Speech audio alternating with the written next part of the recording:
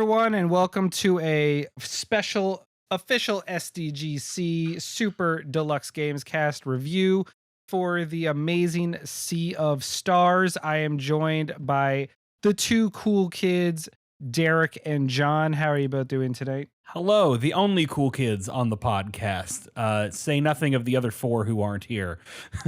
That's right. I'm here, but at what cost? Right. Full disclosure, just get this out the way. We were gifted 2 review codes for Sea of Stars. So thanks to TinsleyPR and Sabotage Studios for the opportunity. Derek and I have been playing this for about a week and a half now. And the game drops tomorrow. No, today. It came out today. I think it's tomorrow as of time of recording. Yes. Yeah. So, but it should be out by the time people are hearing this. I'm just gonna go ahead and say it. The hype is real. It's really nice to get a Kickstarter game that lives up to its promise, if not exceeds what I expected. That'll be my elevator pitch of the review. Yeah. So Finn, what is Sea of Stars if you had to describe it to somebody? Sea of Stars is a love letter to the Super Nintendo era of RPGs, most notably a Chrono Trigger with a little Illusion of Gaia and Super Mario RPG mixed in for good measure. With Team Sabotage's like style of writing, which is, if you've played The Messenger, fear not. I think the most important thing to let people know about is that the kind of attempts at meta humor and fourth wall breaking are not nearly as present. Like there is one character in the game that does it a lot, but I found it more cute. Yeah. And that's coming from someone that liked it in The Messenger. I think all three of us really liked that in The Messenger, right? We did. Yeah. But I do know it's off-putting to some, and so I wanted to let them know that if you didn't care for that style of writing in The Messenger, you won't have that problem with Sea of Stars. What I would say is that the tone of the game is a lot more earnest. Yes. Right? Where The Messenger at times felt like it was kind of a satire of old games and very much like living in this weird fourth wall breaking parody world, but got more serious as the game went on. Sea of Stars is something that plays itself much more seriously and earnestly from the get-go. And there's definitely an attempt to instill like more of a sense of wonder into like the characters and into the world. In a way that I think really works for me, in a way that a lot of my favorite older RPGs of the era did. Yeah. But just because this is by the folks who made The Messenger and set in the same universe as The Messenger, do not take this to be like The Messenger RPG. It is very much its own thing. I don't think you need really to have played The Messenger. I don't know how much... There are moments much out of it. You do. Not like much, but there are moments where you'll be like, that's really cool. But if you didn't play The Messenger, that moment would still be neat. It just wouldn't have that second layer of like depth to it. So you miss out on nothing not having played The Messenger. So full disclosure, so I am the person in this podcast that has not played it yet. It's one of my John most is here games this year. as our audience person. As our question. Yeah, so I was an original backer and I wanted to wait for my backer code simply because I am also an original backer. And so is Britt from the podcast. So it's good time. I wanted to play this on Switch, which is where I play all of my JRPGs essentially. Hey, you know what? Oh, no, go. Well, no, so I was going to ask, like, is there any indication, Finn, as to where in the Messenger timeline this game takes place? That is complicated to answer. I will not answer that question because it would do a disservice to some of the story. Okay, I see. Understand. That I will say that there is a frame narrative that sort of helps establish like where you should be thinking of it, how you should be thinking of it early on. But yeah, to say more than that is... I will say that this is the game that got me to actually unpack and boot up my Steam Deck for the first time ever. Wow. Because this game's so good that I didn't want to just play it at home at the PC. I used my Steam Deck at work on breaks and lunches. I was playing it on a trip. I'm telling your boss. On breaks and lunches, you can tell them all you want. That's my time. That's fine. But wanna know no, I what a mean, nerd like you are. I want to point like that's how good it is that playing it at home was not enough. Yeah. It's a really good game. And I think the way the problem is that like talking about this game in like we already are not big fans of talking too much about the story in games, especially RPGs Right. that we're reviewing, because we want to leave a lot of those, even the small details for people to find. But that is so like amplified with Sea of Stars, which is a man, Uh, like All right, yeah. so I will just for in terms of plot, I'll just give the very basic Yeah. of pitches. Like Yeah, so, go for it. you play as two characters, Zale and Valere, or Valeri, or it's one of those words that like I took I'm, it in as my to be like mind. Valere. Yeah, until like one day they voice it and it's like a Titus scenario or something, Yeah. whatever. So there's something called Solstice Warriors. Zale was born under the summer solstice and Valere under the winter solstice. So they have one has the powers of the sun, one has powers of the moon, and their order is tasked with fighting these evil creatures. And there's only one left in the world, and so you're being trained up by this academy that trains up these solstice warriors, and then you go out into the world and you're tasked with ending the final one of these devil demon creatures by the time of the next eclipse, because that's the only time they're vulnerable. And that's basically the gist. And then it's you and your childhood friend who is not a solstice warrior named Garl, who's like your kind of best friend, the conscience of the group. That's And the sort of three your of you- starting party. Yeah. Yeah, and you set off on an adventure to rid the world of this evil. And that's all you need to know. The other thing that you need to know is combat is a big part of this game, and it is Chrono Trigger merged with Mario RPG. And by that I mean it's very similar to Chrono Trigger, where you see enemies on the field, and when you touch them, it turns into a turn-based battle system. You have combo attacks, which are basically like double and triple techs. You build up a combo meter in order to unleash them. But also, like Mario RPG, if you time a button press on your attacks and defense, you can either do extra damage or mitigate some damage.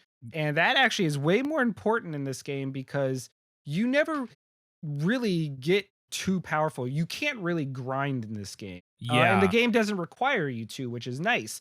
But it does mean that there's a steady pace of difficulty. The game never felt too hard or too easy.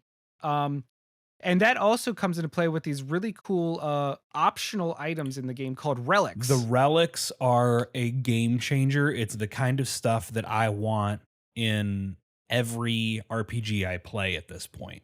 Right? So if you've played Final Fantasy 16, you'd be familiar with like the concept with the rings, the equipable rings that kind of changed the game. Like in Final Fantasy 16, it was auto dodge or easier window to dodge, or your dog will auto attack, stuff like that, right?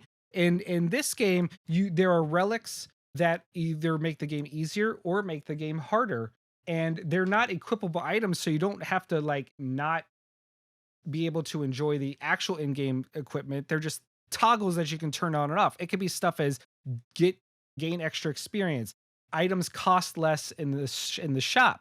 It could be things like you gain an extra 30% defense in combat, or that after every battle you refill your HP and MP.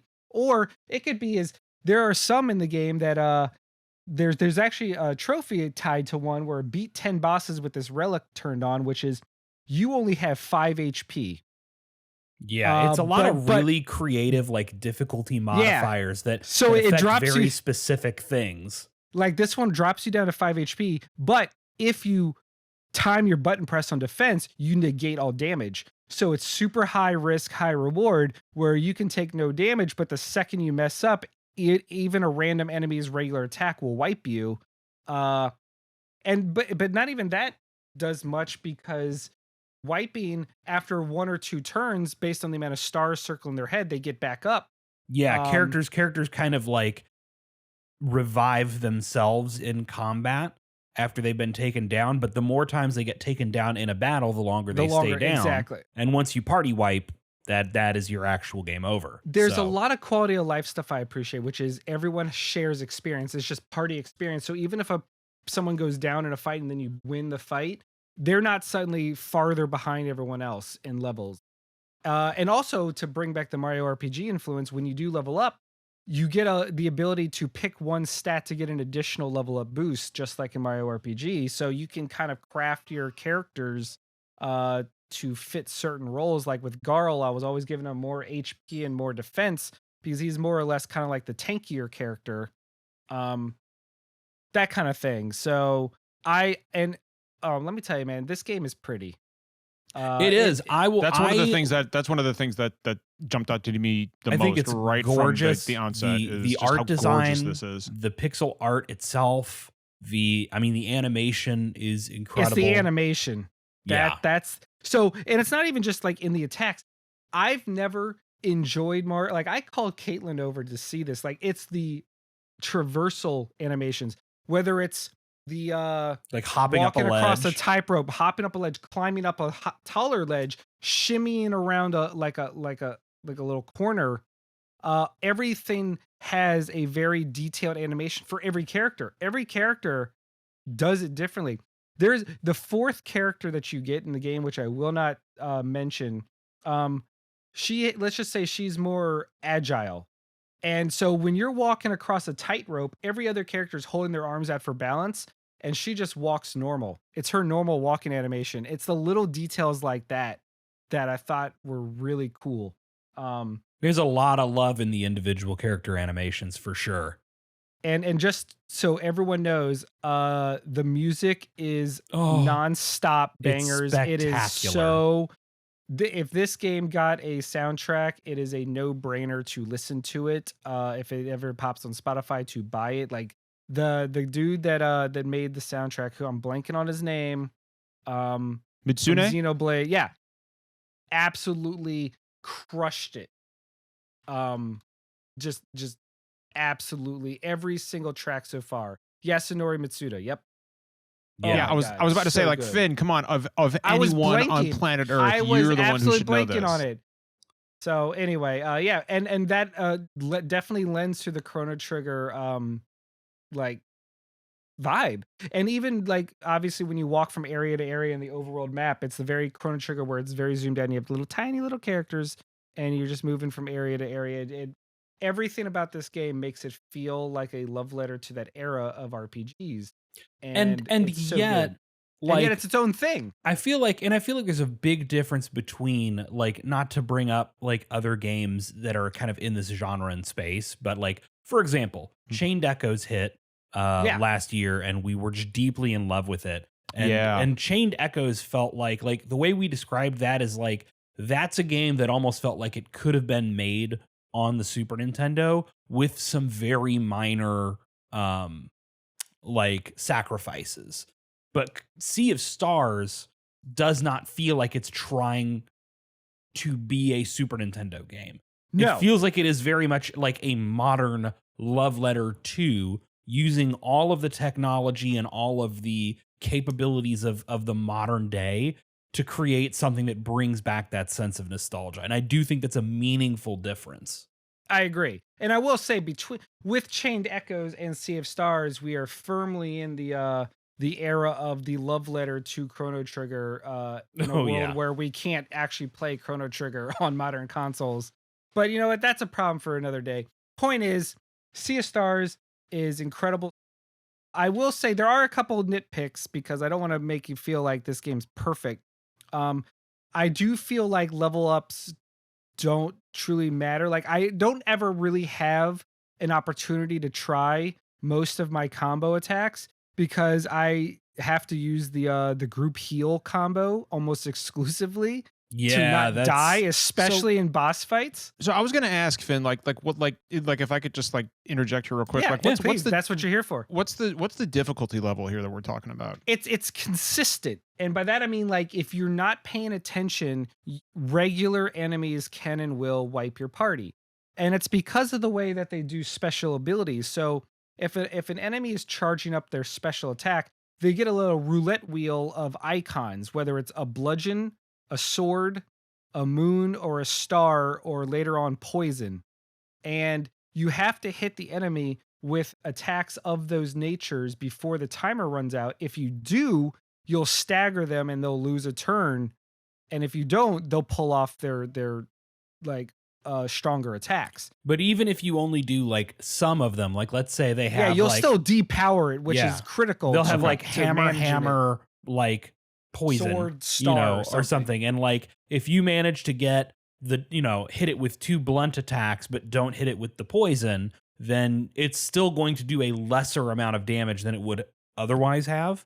Correct. But it's not as good as getting the full stagger. So you're kind of like, the way combat ends up feeling, assuming you are playing with as few of the relics turned on as possible and going for the most, Yeah, right now I don't have any relics on in my vanilla game. experience. Yeah. You are very much constantly playing strategic, right? Because you do have to manage your resources from campfire to campfire, where you can like rest and cook and things like that, or using your food and other items to heal up.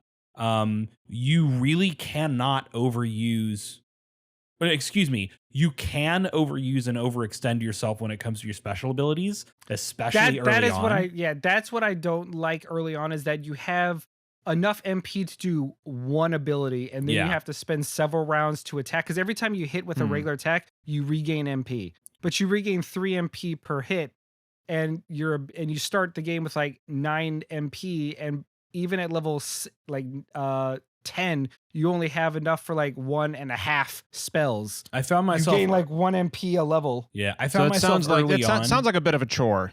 No, it's that you need to really mean when you use your special attacks. It just means you're You not going can't to be able just to like toss 'em use out. you're not just going to be able to like use them willy-nilly, Which is good, because some of them are insane. The moonerang ability that Valir Moonerang is super has fun. early on, like if you can nail the timing, you can just keep that thing going and do a ton of damage to a whole enemy, The whole party. mass. And he gets a ability. Zale gets an ability later on that does the same. It hits all enemies with sun damage, and it looks like one of those when a samurai like slices someone and then sheathes his sword, and then everyone gets hit at the same time.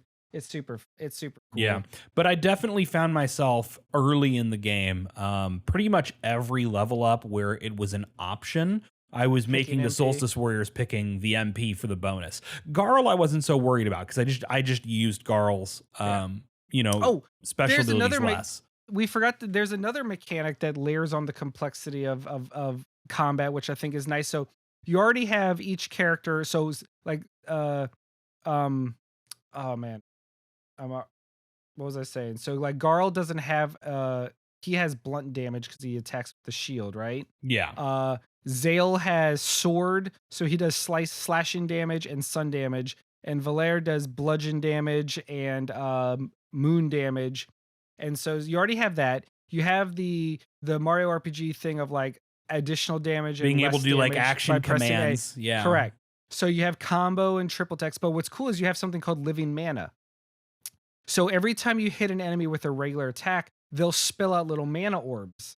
And once enough accumulate on the ground, you can then absorb them into one of your Solstice Warriors to charge their regular attacks with their element, so that you can start pulling off like double hits and stuff like that, and knocking off bigger chunks of the enemy's roulette.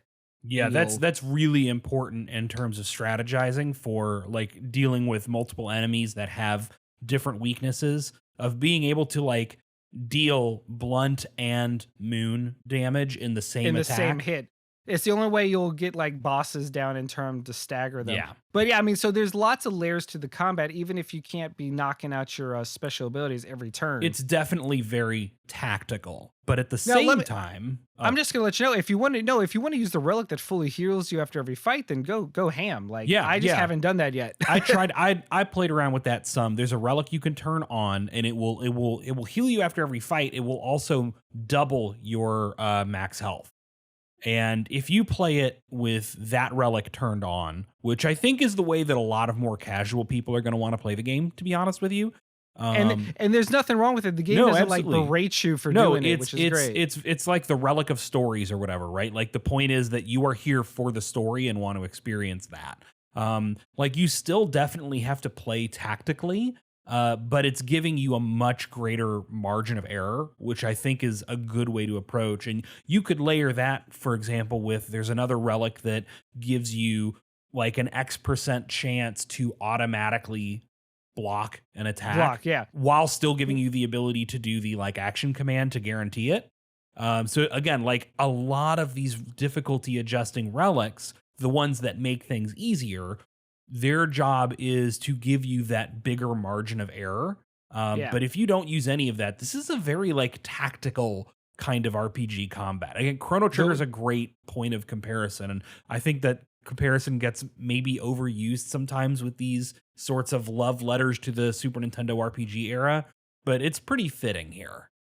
One relic that I do appreciate that they put in is it doesn't do anything to the game except shoots up a little firework into the sky every time you successfully defend or attack button press. See, so that you can learn that little bit of visual feedback I really like. It's giving that visual feedback that lets you know that you got the timing right, and so it helps teach you the timing you need, and I love that. Because there's already other, like, for example, the animation of the character is a little different. There's a little sound effect. You know, obviously your character will attack twice or take less damage or whatever, but yeah, having that little glowy star thing shoot up when you nail it with that relic is just a great additional obvious indicator of you did the action command right.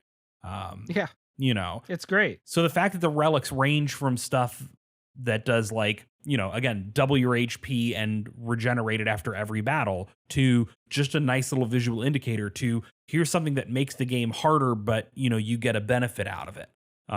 You know, it really is. I like the relics as a method of difficulty management, especially as somebody, look, you all have heard me, you know, crow for experience multipliers in, you know, re-releases of older RPGs.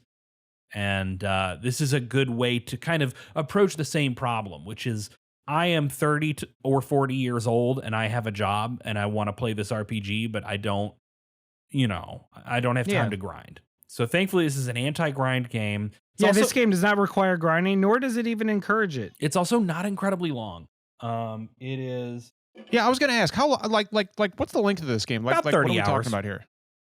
About 30 hours. So like, you know, that's a good length. That's a really good length. That's a really good length because you think it's not a short experience, right? But it's not a sprawling 60, 80 hour monstrosity that I will never have time to beat. Exactly. And you know what? And there's plenty of time for those in our lives, like Baldur's Gate, right? Like, but this is the nice little. It's not a short game, but it definitely ends before it even runs the risk of wearing out its welcome. I think for this game's level of mechanical complexity, right? 30 hours is a good length to not overstay its welcome. A game like Baldur's Gate gets to be 100 plus hours because it's just a lot more going on. This doesn't make you feel bored of the mechanics it's throwing your way. I think also 30 hours ends up being a great pacing in terms of like exploring the world, getting your like plot twists right, and like experiencing the story. You don't end up with these like gigantic gaps of like, okay, well now we're at the part of the game where we're doing nothing for, 10 hours. So yeah, really, really appreciate the length and pacing of this game. 100%. It's look, there's a reason that everyone's raving about it, and I have seen nothing but just the most ardent praise so far. Here's the thing, like I'm also a guy that backed Mighty Number 9, and so it's just really nice when it's still coming to Vita. Don't worry. No, like here's the thing. I have had way more successes from Kickstarter games than not. But it's just really nice that Sea of Stars is firmly in the oh hell yeah category. That's all. Like, with the quality of the Messenger, like I didn't expect this would be anything other than great, but I don't know. I will be honest. I had some concerns. And I love the Messenger, but like RPGs are hard to do, right? They take a very specific kind of design knowledge, and there is a reason why Capcom has not made a new Breath of Fire. Do you know what I mean? Because they just don't have people who are really prepared to tackle making a new RPG. So these guys, the folks at Sabotage, doing so well at the Messenger was not necessarily going to translate to an RPG experience, but I really think they stuck the landing. Yeah. Yeah, I have had my eye on this one for quite some time. And yeah, like I have been dying for a Chrono, like, in the absence of Chrono Trigger, something that kind of picks up the baton and marches forward. Don't with worry, that. John. Like, Chrono Break is and the coming. fact that Mitsuna, what's that? He said Chrono Break is coming. Yeah, don't worry, buddy. Oh, okay, right. Yeah, sure. Of course it's coming. Yeah. I was like, for a minute, I was like, wait, what are you talking about? But no. And the fact that Mitsuna is involved in some of the game's soundtrack just kind of really deepens that Chrono Trigger connection for me. And so like Finn, is it readily apparent which tracks Mitsuda has worked on in the game? Like can you hear it and be like, oh yeah, that's some Chrono Trigger? There Chrono are a Cross stuff. couple, but I mean, the thing is, like, every track in the game is so good that you don't find yourself trying to be like, which one's the Masuda track? You're just like, damn, this team crushed it. It's awesome. Yeah, you're it has literally a- going to just have this is as Derek is fond of saying, like, this is a very John Core, Finn Core type of game. Oh yeah. This is this is for us, buddy. I like it. This game helps offset the pain in our back in the morning. You know, like, This is what I'm going to be doing the minute I get home from work tomorrow. yes, you are 100%. But yeah, I mean, I don't want to ramble on too much because experience the game for yourself. But just know the combat is strategic. The game gives you options to tweak the game to be harder or easier with no downside to it. Like, it's just craft the game, and you can buy more relics at shops. Yeah. Like, you get a couple to start the game with, and then you can buy more. So you don't even have to get the relics to tempt you. You can just be like, whatever. Like, one of the relics displays enemy health, so you can figure out when they're close to dying and better strategize your combat. Like, one of them later on in the game that costs like 800 gold. It's pretty pricey, but it'll also display their weaknesses and their resistances, so you don't waste turns hitting them with solar or lunar damage if they don't need it. I don't know. So anyway, combat is strategic. Music's phenomenal. The graphics and animation and the traversal and combat are unreal. The story is good. The less I will say to let you experience that, the better. It's just an endearing, fun game that I always found myself being like, I just want to sneak in a couple, like 15 more minutes. Yeah. This is Like, exactly what I wanted from this. My only criticism that I have, and like this is like a criticism, but it's also me getting like really in the weeds and nitpicky in the grand scheme of things, is and it's funny because we were informed there would be a day one patch and a bunch of things that this was expected to fix, and like I didn't run into any meaningful bugs or issues at any point in my time with the game. But Same. we could really have used like a copy editor to get another pass. I'll give you that. There are a couple like weird grammatical errors. Yeah, and I've heard that stuff as well. and syntax. But you know what? Nothing that would even dent my enjoyment. I But moved on. It's just like, but it's just one of those things where it's like every other aspect of this game is so polished. Why wasn't that given a pass? And I'm sure they might. They're gonna like almost cleans certainly. it up. But Well, I remember you know that. what? I mean, that was also an issue with Chained Echoes, if I remember Yeah. correctly. Yeah.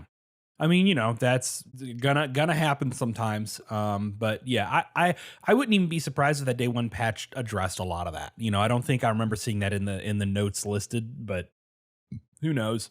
But I mean, that's the only negative I can really come to think of. Everything else that I have any opinion on with this game is stellar. I think much like with, again, Chained Echoes last year, this is something where if you are into retro RPGs, this is going to be your jam. and you owe it to yourself to experience it. And despite coming out at kind of a rough period of the year, like right between Baldur's Gate and Starfield, these other massive RPGs, I think Sea of Stars deserves to be recognized and celebrated. Yeah. Sea of Stars, more like A+ of stars, am I right? I love you, Finn. I don't. So fucking good. Also, you know what? Last thing, there's a giant statue that throws you. Oh, I love that. And it's fucking named Yeet. Its I name love is it. Okay, Yeet. that's good. Y''EET, like done like high-end fantasy, but it just it's a traversal Yeet. mechanic and just fucking throws you across Yeah, there's the ocean. statues And it's that called Yeet. just fucking you get in a ball and it chucks the And just baseball yeet. to the next island. Like Yeet. And its name is fucking Yeet. Love And it. I will like it. never I will allow not it. appreciate that. So anyway, A+ of stars. Okay, Oh my God, shut up. I will never. I'm Love you. sorry. I'm sorry, TinsleyPR, for what this man has done. I'm not. So I think All right. I think that's everything we have to say. As a reminder, folks, you can find us live Thursday nights over at twitch.tv/official SDGC. Thursday nights at 9 p.m. Eastern time most weeks, discussing the latest gaming news headlines. Usual John outro. Thanks again to everybody who took the time to listen to us. Thank you again to TinsleyPR and Sabotage Studios for the opportunity to review this wonderful game. And as always, kindness costs nothing. We'll see you later.